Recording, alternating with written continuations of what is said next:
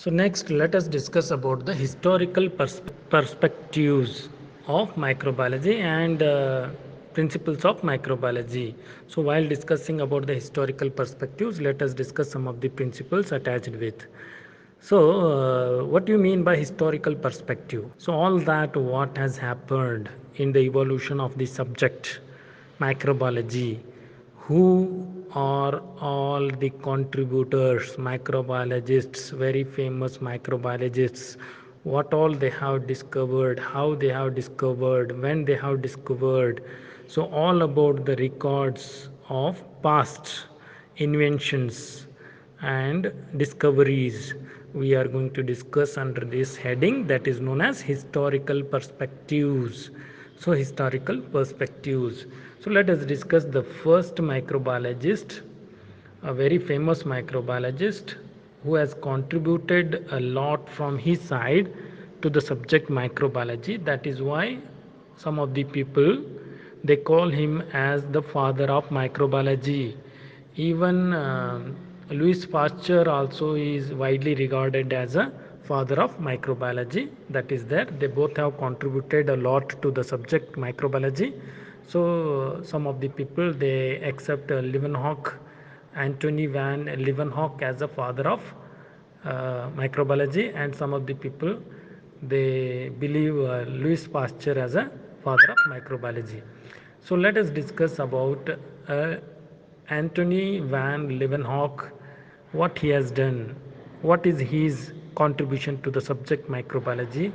Anthony Leeuwenhoek was from Delft, Holland. He is from Holland, and he has had a hobby of grinding lenses and observing diverse material through them. So means he had a hobby of grinding lenses. He used to prepare lenses, and he used to observe the minute things through those lenses by magnification. So in his lifetime, he has made around 419 lenses, and he has prepared 247 complete microscopes. So he was very much interested in grinding the lenses and making them very magnifying in character and observing the minute things through those lenses. He had that hobby, and he has prepared 247 complete microscopes also. That is his contribution. And so he made simple magnifying glasses with a magnifying power of 42 to 270 times. So he prepared the lenses which had a capacity to magnify the minute things from 42 to 270 times. And he was the first person who reported accurate descriptions of various types of bacteria to the Royal Society of London. To the Royal Society of London, he was the first person to explain about the minute things. That is a description about a bacteria. He has explained first. So next is on 7th September 1674, he described them as a very little animalcules. He called those bacteria as very little animalcules, which we know them as a protozoa. He has explained the minute microorganisms first time in the year 1674, and he called them as very little animalcules. So we know them now as a protozoa. And then on 16th June 1675, he described these very little animalcules are different shapes, sizes, and their motility. So even he has explained in detail about their shape, sizes, and their motility in the year 1675. So even Leeuwenhoek was the first to describe bacteria on 9th October 1676 to Henry Oldenburg, Secretary of Royal Society. And in the year 1683, he describes three shapes of bacteria that are rod, spherical, and spiral. Even today, we study the structure and shapes of bacteria as rod shape, spherical shape, and spiral shape. So it was the Anthony van Leeuwenhoek who explained about the shapes of bacteria in the year 1683 itself. and in the year 1723 he died. So next let us discuss about the another very famous microbiologist who is also known as the father of microbiology. He lived from 1822 to 1895. He is known as a Louis Pasteur. So he was a French chemist, biologist and microbiologist. So he was trained chemist. The studies on fermentation increased his interest in microorganisms. So actually he was a chemist, and their job is to find the relationship between different chemicals, and working in industries to deal with the fermentation process and all. So he studied the impact of microorganisms on fermentation process. That created an interest in microorganisms for Louis Pasteur, and he found out that fermentation is a result of microbial activity. So you all know, in a bakery products, and even during the synthesis of alcohol and wine, so they use microorganisms. So there will be a use of microbial activity. Fermentation is a process of microbial activity itself. It was discovered by Louis Pasteur first time. So different microorganisms will be there, and you need to filter off, remove the unwanted microorganisms, and you need to keep the required microorganisms, then you will get a desired products. So in the process of fermentation and synthesis of wine and beer and alcohols, what they do, they use a desired microorganisms to get a good taste. So all that taste, color is dependent on a quality of wine, a quality of alcohol depends on the type of microorganisms they are using in the process of fermentation. That was first time discovered by Louis Pasteur. The basic principle and technique were evolved by Pasteur. Fermentation is a basic principle explained by Louis Pasteur. And next is in the year 1856 to 57, he solved the contamination problem in wine and beer industry in France. So in France there was one problem. So there used to be a contamination during the synthesis of beer and wine. There used to be a action of some other microorganisms. He recognized those unwanted microorganisms, and he even gave a solution to remove those unwanted microorganisms so that they can keep all desired microorganisms, and then they get a desired taste and quality of wine and beer. So he helped in recognizing that in France in the year 1856 to 57. And then he developed the pasteurization technique. So you all know in dairy and all, milk dairy and other fruit juice preparation and all, they use the process of pasteurization. They heat the milk to the boiling point, and then they cool it suddenly. By doing it, there will be a killing of all undesired microorganisms so that you can keep that milk for long period. So that pasteurization technique was first time explained by Louis Pasteur. So that is why the name has come pasteurization. So pasteurization technique he has explained. He used this pasteurization technique for heating of fruit juice. Pasteurization is used in a fermentation industry for removal of unwanted microbes. I told you. So unwanted microbes will spoil the product. So taste, color. So if you remove unwanted microbes from the process of fermentation, you will get the desired quality of wine, beer and alcohol and dairy products. So that was explained by Louis Pasteur first time. And the next is pasteurization is used widely in a dairy industry nowadays, in the milk dairy and all. If you go to um, Nandini Milk Dairy here in Ramtirth Nagar, you can see that pasteurization process also. So you will be taken to visit Nandini Milk Dairy in second year it seems. And then next is a So he has given during his fermentation studies, he has discovered some of the facts. Some of the facts or the principles explained by Louis Pasteur. Let us see one by one. Fermentation is the result of microbial activity. I explained you. So fermentation is a process of microbial activity. And then the microorganisms used in fermentation may be bacteria or yeast.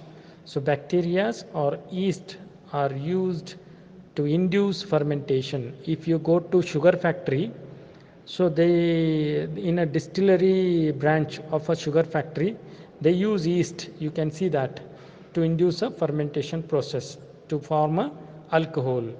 And then next is in each fermentation, a selective microorganism and a specific conditions are required for obtaining a desired product.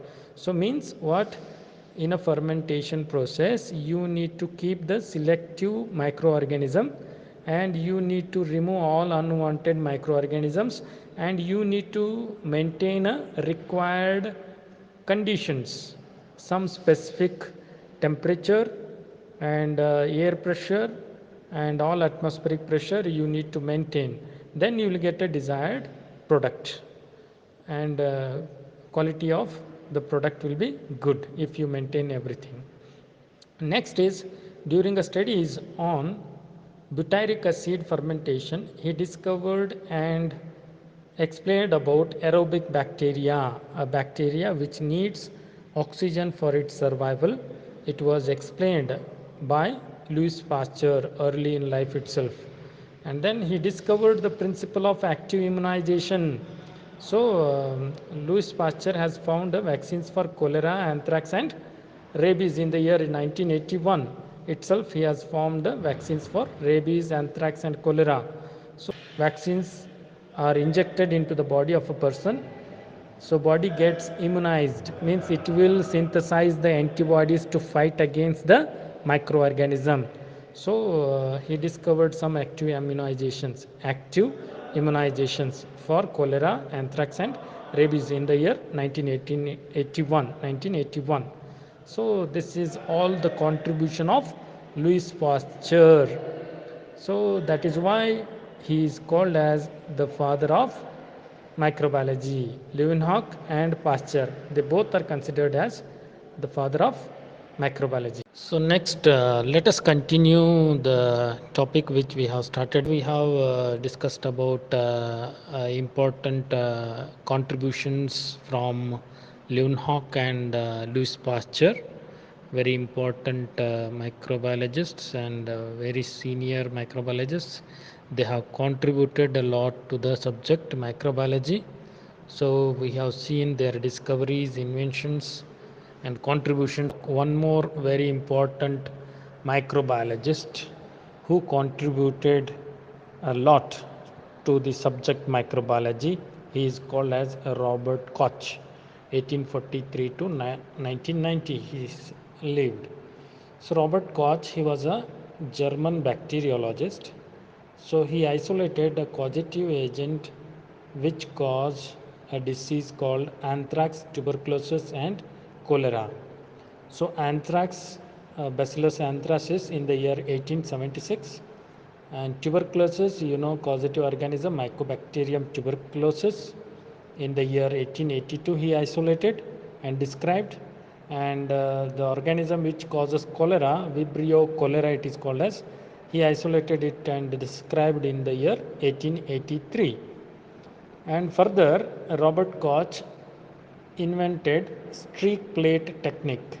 So it is one of the cultural technique you are going to study in detail. He invented that, and even he introduced use of gelatin material in a as a solidifying agent in a nutrient media.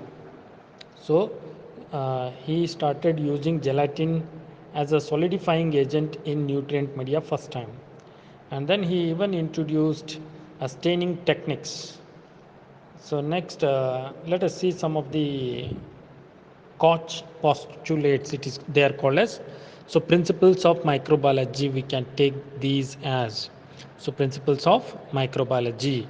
So they are otherwise called as Koch postulates. What he has said is The microorganisms that is responsible for the disease should be constantly present or found in the lesions of disease. What they are telling, tuberculosis, TB. If the person is suffering from tuberculosis, so if you take the sputum, you should get a Mycobacterium tuberculosis organism. Bacteria should be there. So they are telling microorganism that is responsible for the disease should constantly present or found in the lesions of a disease.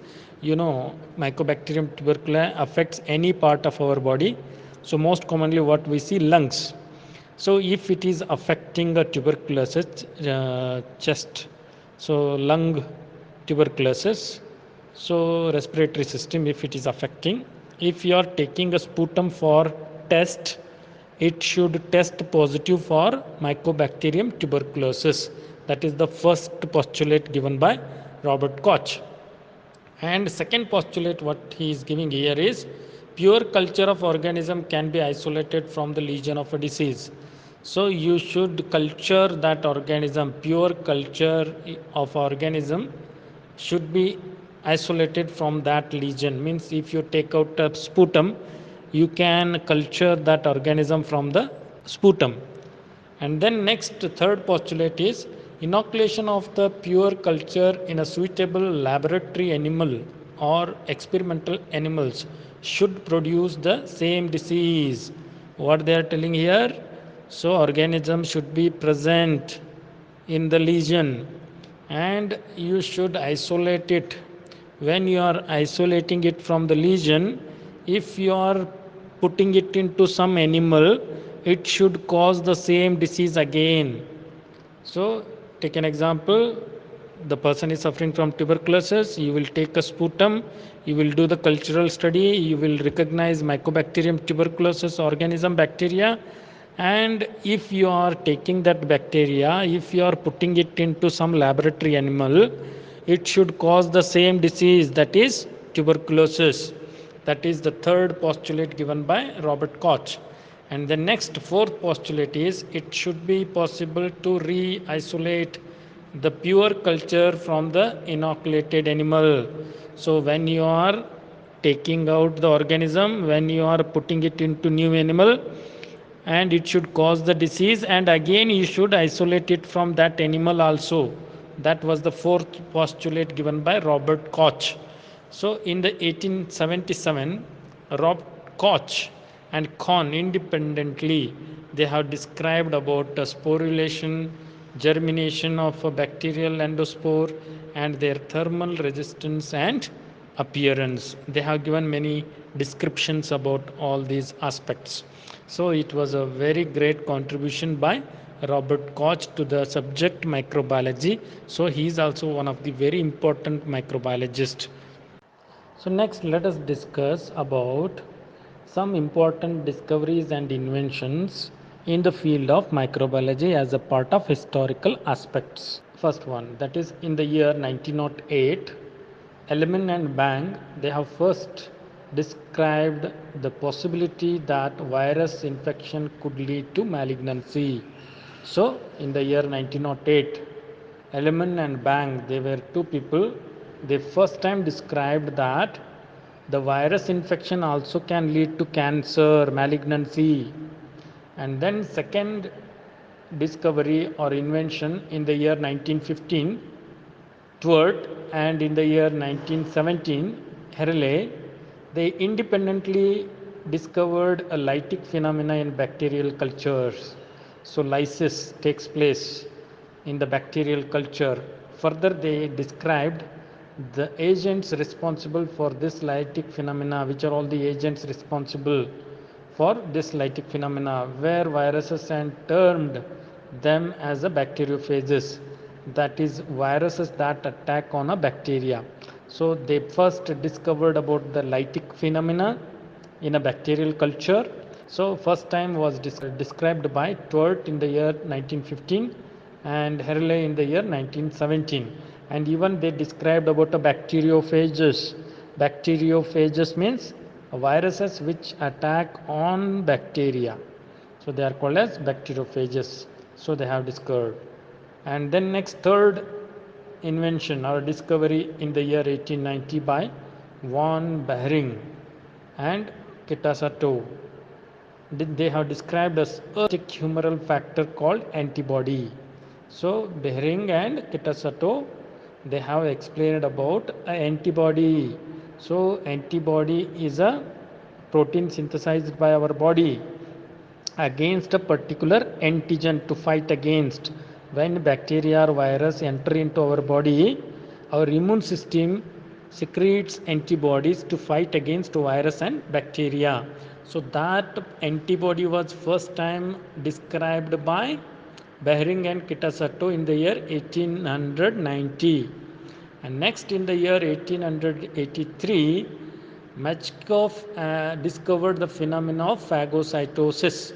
Phagocytosis, engulfing the food or engulfing the organisms, other organisms through the body by the bacteria, phagocytosis, and some of the blood cells. So, and white blood cells. So, the phagocytosis phenomena was explained first time by Machinkov in the year 1883. And then in the year 1929, Fleming accidentally discovered the fungus penicillium. So penicillin injection you might have heard. So that is an antibiotic against many infections, many bacterial infections, especially an infection caused by staphylococcus. Staphylococcus is one of the bacteria. If the infection is caused by staphylococcus, they use different types of penicillin injections. So this fungus injection antibiotic penicillin was first time discovered by Fleming in the year 1929. Accidentally, it was not a systematic study. So he observed in some area there are no algae. Why there is no algae in this particular area? So he started studying that particular area. He found there one fungus. So that fungus was controlling everything, growth of algae in that particular area. So that was led to a discovery of injection penicillin accidentally in the year 1929 by Fleming. And then another discovery here in the 20th century. So it was proved that diseases are caused by bacteria, but the presence of ultramicroscopic microbes were proved by Avnosky. Avnosky, he proved that a disease was caused by bacteria. It was a belief. But Avnosky in the year 1892, Avnosky in the year 1892 has proved that there are smaller organisms than bacteria. So now they are known as viruses. You all know that ultra microscopic microbes.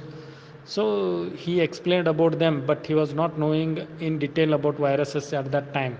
Just he said that bacteria are the reason for infections and diseases, but there are many other ultra microscopic organisms which also lead to many infections. So, but roughly he explained, but he was not having any clear idea about viruses at that time. And next, further, in the year 1898, Biznik confirmed his findings and told this ultramicroscopic microbes as a viruses. So see there, Bizrink in the year 1898 so described about these ultramicroscopic organisms which lead to infections as a virus. He described them as a virus in the year 1898.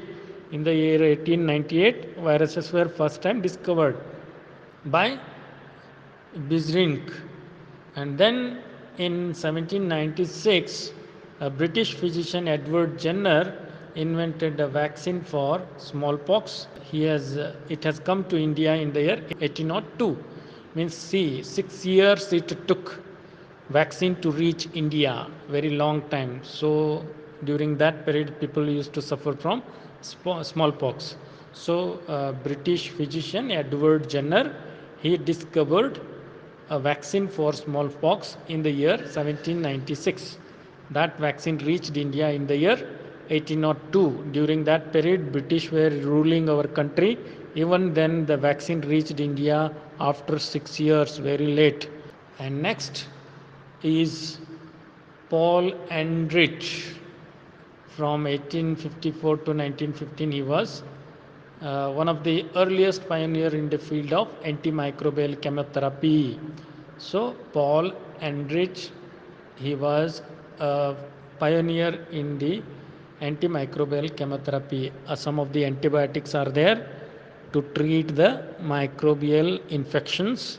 So to discover these antibiotics, he was the main important scientist in discovering many of the antibiotics. And then in the year 1934, Ernst Ruska, he developed a electronic microscope. So electronic microscope to visualize the virus, ultra microscopic organisms. So it was discovered in 1934 by Ernst Ruska. And next was the discovery of blood groups by Karl Landsteiner. Karl Landsteiner discovered human blood groups as A, B, ABO. AB, ABO blood grouping was discovered by Karl Landsteiner. So that is all about historical aspects of a subject microbiology, important inventions and discoveries and contributions from famous microbiologists, and even principles of microbiology also we have discussed. So that's all.